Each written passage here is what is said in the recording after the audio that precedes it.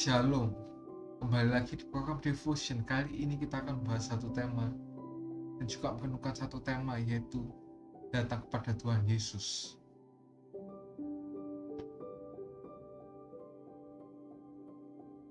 Kenapa sih kita harus datang dan menyembah pada Tuhan Yesus? Ya, karena Dia adalah Allah yang hidup. Kenapa Yesus disebut sebagai Allah yang hidup? Karena memiliki ciri-ciri. Seperti juga makhluk kita sebagai makhluk hidup juga memiliki ciri-ciri sebagai makhluk hidup. Yang pertama itu bernafas, yang kedua itu bergerak, yang ketiga membutuhkan makan, yang keempat berkembang biak, dan yang lain-lain. Yang setidaknya itulah ciri-ciri kita sebagai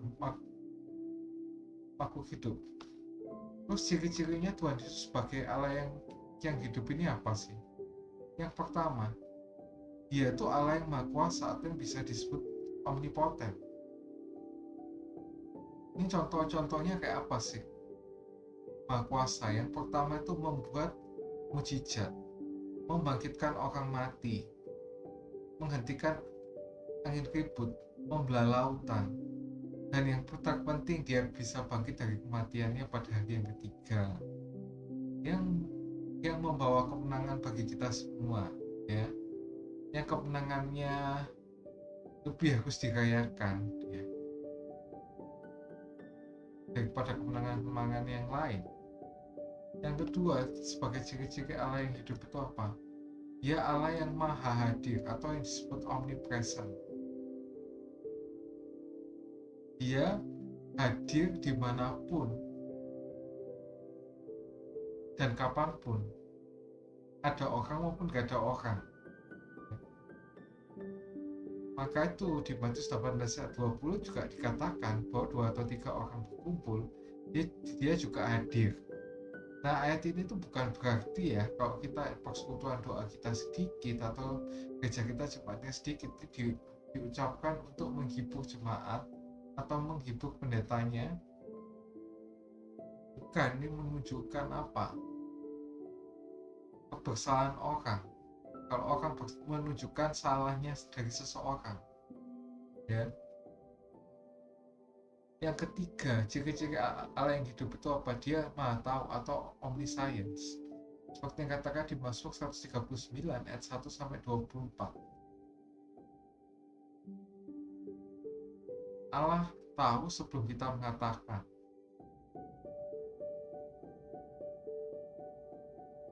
Makanya di ayat itu 7-8, Mazmur 139 ayat 7-8 itu dikatakan, "Kemanakah aku dapat pergi menjauhi kamu? Kemana aku dapat lagi dari hadapanmu? Jika aku mendaki ke langit, Engkau ada di sana. Jika aku menaruh tempat hidupku di dunia orang mati, Engkau pun ada di situ."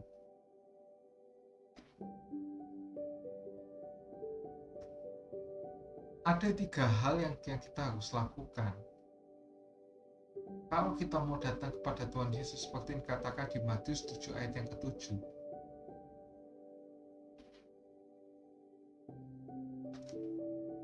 Yang pertama itu meminta kekuatan dan kemampuan supaya hidup kita itu berkenan di hati Tuhan. Ini ada syaratnya, yaitu harus ada kemauan dan tekad.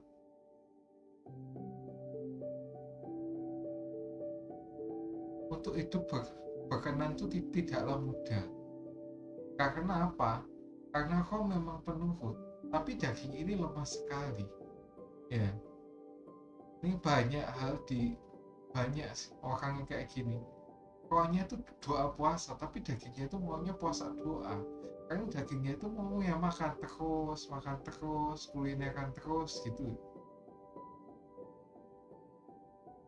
Orang hidupnya berkenan adalah orang hidupnya dipimpin oleh roh.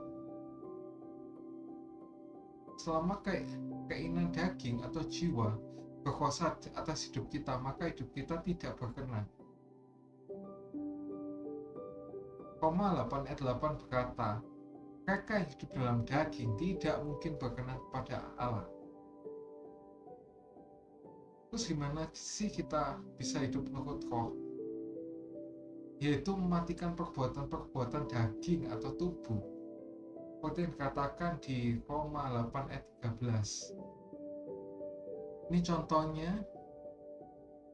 bisa mengendalikan harga diri, hobi, dan juga tidak merendahkan orang lain. Ini terlebih ini bisa mengampuni dan juga tidak korupsi ya, tidak korupsi apapun, waktu, terlebih uang ya, terlebih uang ya, uang siapapun ya, uang orang lain pokoknya yang dikorupsi. Ini contohnya apa sih? Di Daniel 6 ayat 5 berkata, tidak diketemukan suatu kelalaian atau suatu kesalahan kepadanya. Nah, ini konteksnya apa? Waktu itu Daniel akan dimasukkan dalam gua singa karena Daud itu menyembah pada Tuhan, bukan kepada raja.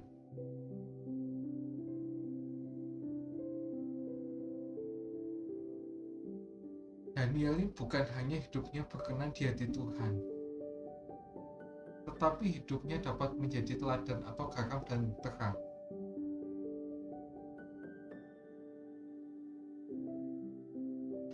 Yang selanjutnya, gimana secara kita datang kepada Tuhan Yesus, yaitu mencari kehendak Tuhan.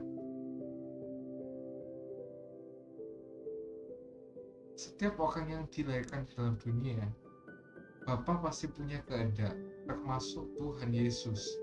Seperti yang ada di Yohanes 8 ayat 42b.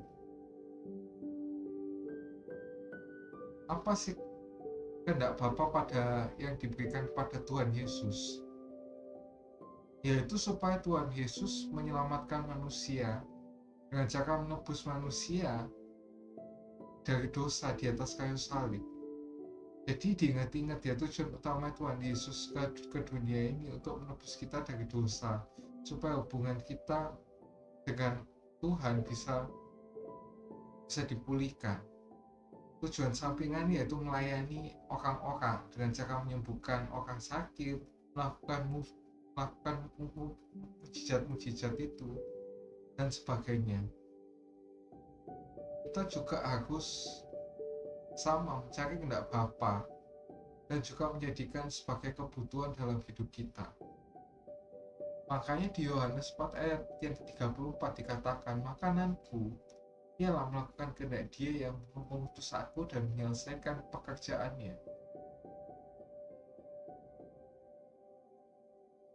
Gimana sih Tuhan Yesus bisa mengerti kehendak Bapa? Caranya cuma satu, yaitu berdoa, seperti yang ada di Markus 1 ayat ke-35. Di sini Tuhan Yesus pagi-pagi hari Dia menyepi untuk berdoa dan mencari kehendak Bapa. Padahal di samping itu, kata murid-muridnya itu banyak orang mencarinya karena membutuhkan dalam hal kesembuhan dan yang lain-lain. Jadi, apa yang dilakukan oleh Tuhan Yesus itu semua atas perintah dari Bapa, seperti yang di Yohanes 12 ayat 49 sampai yang 50. Apa aja sih yang dilakukan itu? Yaitu mengajar, mengadakan mujizat, menyembuhkan, dan membangkitkan. Dan ini juga perlu diingat, hal ini bisa kita minta, tapi kita tidak bisa paksakan pada Tuhan untuk melakukan hal-hal ini, karena bergantung pada kehendak Tuhan sendiri. Nah, Tuhan punya hak prerogatif ya, punya hak prerogatif yang lebih tinggi daripada siapapun yang ada di dunia ini.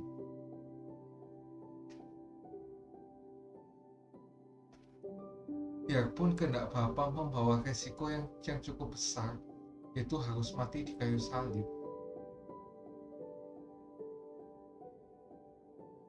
tetapi Tuhan Yesus tetap mengerjakan. Ketika di Taman Getsemani Tuhan Yesus berdoa, "Ya Bapakku, sekiranya mungkin, biarlah cawan ini lalu daripadaku. Tetapi janganlah seperti yang ku kehendaki, melainkan seperti yang engkau kehendaki." Itu seperti yang dikatakan di Matius 26 ayat 39. Ini contohnya apa sih? Mencari kehendak Tuhan itu menyampaikan pesan Tuhan, diminta menolong atau memberi dan mendoakan. Kehendak Tuhan itu salah satunya itu kadang kita tuh diminta untuk menyampaikan pesan Tuhan. Kita juga diminta menolong atau memberi orang dan juga mendoakan orang lain. Lakukan kehendak Bapa biarpun itu berat. Kalau kita tidak mau melakukan kehendak Bapa, biarpun kita orang berkarunia apapun, kita punya 99 karunia itu, maka Bapa di surga akan menolak kita dengan mentah-mentah dengan mengatakan, "Aku tidak mengenal kamu." Seperti yang katakan di Matius 7 ayat yang ke-21. Seorang misionaris bernama John Sung itu mendengar suara Tuhan suatu ketika, "Anakku, dosamu sudah diampuni." Lalu John Sung itu langsung melompat dan berteriak, "Haleluya," sambil berseru memuji Allah. Ia berlayar pulang ke Hingwa, dan di tengah perjalanan di atas kapal ia membuang semua ijazah dan medali-medalinya, kecuali ijazah doktornya yang untuk menyenangkan ayahnya. Ayahnya minta dia untuk bekerja di suatu universitas untuk pemerintah untuk membantu adik-adiknya. Tapi Johnson berkata kepada ayahnya, "Ayah, aku telah mengabdikan hidup untuk mengabarkan Injil." Semangatnya boleh kita tiru ya ini, tapi apa yang dilakukan buang ijazah jangan sampai kita lakukan ya. Apalagi ada data pribadi kita ya di situ. Karena itu juga pencapaian-pencapaian kita selama kita melakukan pendidikan sama bertahun-tahun itu ya. Tapi semangatnya untuk memberitakan Injil lah, itu yang harus kita tiru dari John Sung ini dengan melakukan kehendak Tuhan untuk mengabarkan Injil. Yang terakhir, apa yang kita lakukan supaya kita dapat datang pada Tuhan Yesus, yaitu masuk ke dalam hadirat-Nya. Yang gimana sih itu? Yang pertama itu berserah. Seperti yang dikatakan di Mazmur 81 ayat yang ke-7. "Aku telah mengangkat beban dari baunya. Tangannya telah terbebas dari ranjang pikulan." Gimana sih ciri-cirinya orang yang berserah? Yaitu orang yang terus berdoa. Itu ada di Daniel 6 ayat 11. Daniel itu terus berdoa 3 kali sehari dalam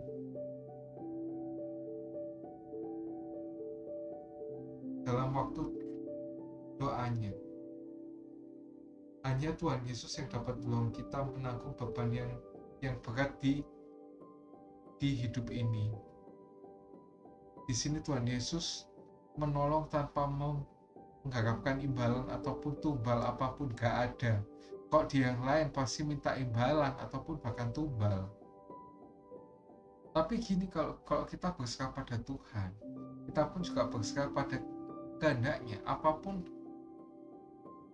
kehendaknya itu harus kita terima, walaupun itu baik ataupun buruk. Terus tandanya orang berserah itu apa sih? Yaitu tidak ada ketakutan atau kebimbangan dalam menjalani hidup. Yang selanjutnya yaitu bersandar. Itu ada di Amsal 3 ayat 26. Bersandar ini kayak gimana sih? kita tuh hanya bersandar kepada Tuhan Yesus, karena Tuhan Yesus adalah sumber kekuatan, pertolongan, dan sumber segalanya dari hidup kita. Contohnya itu apa sih? Kemenangan Asa yang merupakan Raja Yehuda atas Serah yang merupakan Raja Ethiopia. Di sini Asa tuh mengandalkan Tuhan dalam peperangannya, sehingga Tuhan memberikan kemenangan pada peperangannya ini. Ya, ini perlu diingat lagi, tak ulangi lagi ya. Walaupun kita berdoa, kita tetap harus bergantung pada kehendak Tuhan. Kita nggak bisa lihat pengalaman orang lain, oh ini dikabulin, berarti aku dikabulin juga. Enggak, tergantung Tuhan mau ngabulin apa enggak. Kita seperti apa sih itu? Enggak, itu juga dipertimbangkan sama Tuhan. Seperti apa sih kita mendapatkan itu? Nah, terus selanjutnya itu bersekutu, yaitu menjadi bersekutu atau seirama atau sehati dengan Tuhan Yesus. Terus selanjutnya yaitu berseru. Kenapa kita harus berseru? Karena Tuhan Yesus adalah jawaban atas semua pergumulan kita. Dan ini yang terakhir, yaitu berharap. Itu hanya Tuhan Yesus yang punya banyak cara dan tepat waktunya untuk menolong kita. Ya, ini harus diulangi terus menerus ya, sesuai dengan kehendak Tuhan. Tuhan itu nggak bisa kita atur-atur sesuai yang ada di pikiran kita, karena Tuhan sendiri aja nggak bisa kita masukin ke dalam pikiran kita, saking maha segalanya itu ya, nggak bisa kita masukin ke dalam pikiran kita. Tuhan tuh punya banyak cara, baik itu menyenangkan kita atau enggak. Waktunya bisa kapan aja, karena waktunya Tuhan tuh bukan waktu kronologis, tapi Tuhan tuh cari waktu yang tepat. Dan siapkah kita menerima pertolongan itu? Makanya di Mazmur 91 syaratnya dapat perlindungan premium itu apa? Yaitu melekat pada Tuhan, ya. Bukan cuma kita itu jadi orang Kristen terus bisa dapat perlindungan premium itu. Ini contohnya adalah Maria, saudara Lazarus, yang dia lebih memilih duduk di kaki Tuhan daripada melakukan hal yang lain. Mazmur 108 ayat 14. Dengan Allah kita akan lakukan perbuatan-perbuatan gagah perkasa, sebab Ia sendiri yang akan menginjak para lawan kita. Berbahagialah orang yang mendengar firman Tuhan, menyimpannya dalam hati, terlebih yang melakukannya dalam kehidupan sehari-hari. Ia seperti orang yang membangun rumah di atas batu. Apabila ada angin yang menerjangnya, rumah itu tidak akan roboh.